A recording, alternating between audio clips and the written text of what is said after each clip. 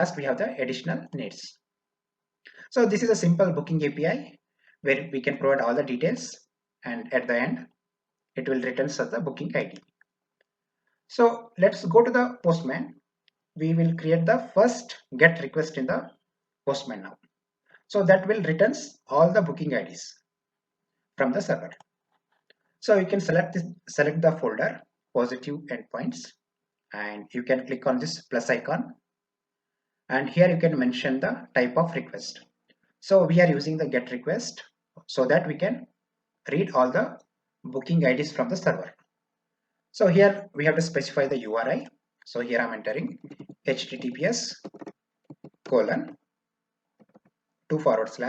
followed by restful -booker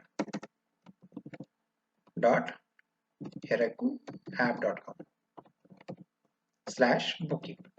So this URI returns me all the booking IDs from the server.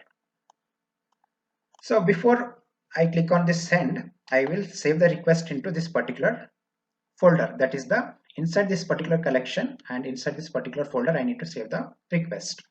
So you can click on this arrow and you can select the save as, and here you can specify the request name.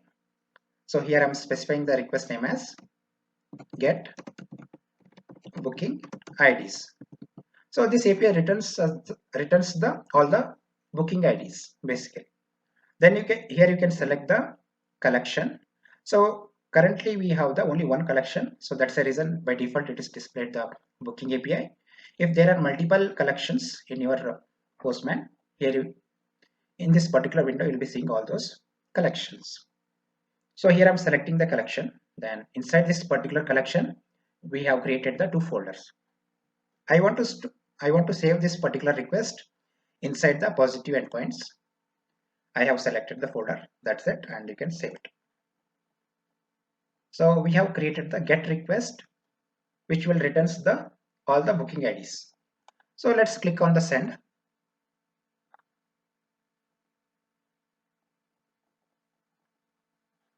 So let us look at exactly which URL we have used, whether URL is properly or not. So let me just add the O over here. So that's it. I have saved the API request now. Then I will click on send. So if you look at this response, we got the 200 status code, and also we got the response body and response headers also we got it.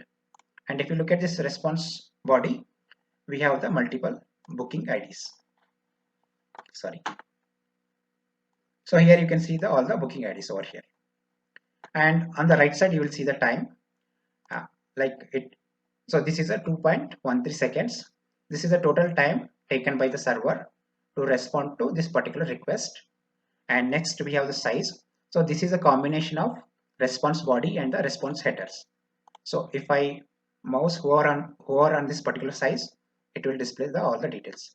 So body has the 79.13 KB and response headers has a 250 bytes. So by combining that, so total it has become the 79.37.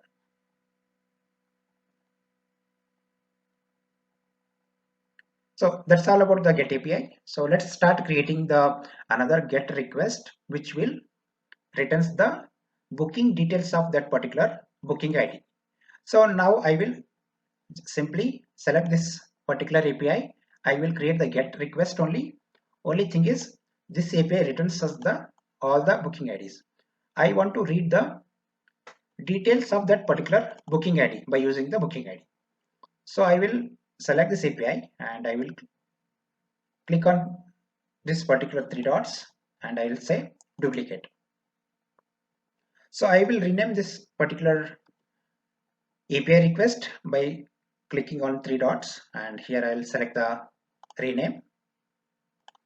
So I will specify the request name as get booking details. So this particular API will returns any booking details by taking the ID as a parameter. So After the booking, I will use the same URL and the same request type, and after that I will specify the ID. So let's go to our get booking IDs, and let's copy the one of the booking ID, and I will go back to the get booking details, and I will specify the booking ID, and I will click on send. So this will returns me the details: first name, last name, total price, deposit paid, booking dates. Within that we have the check-in date, checkout date, and at last we have the additional needs.